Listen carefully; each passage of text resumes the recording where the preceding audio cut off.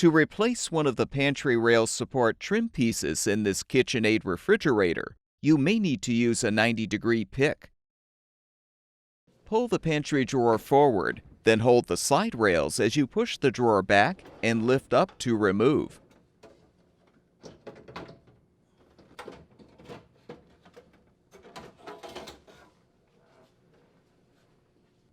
You can use the 90-degree pick to help pry the retaining tabs out to detach the old panel rail support trim if still intact.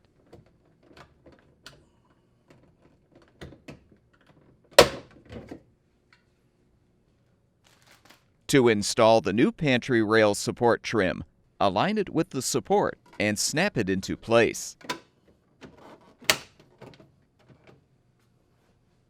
To reinstall the pantry drawer, confirm both slide rails are pulled out.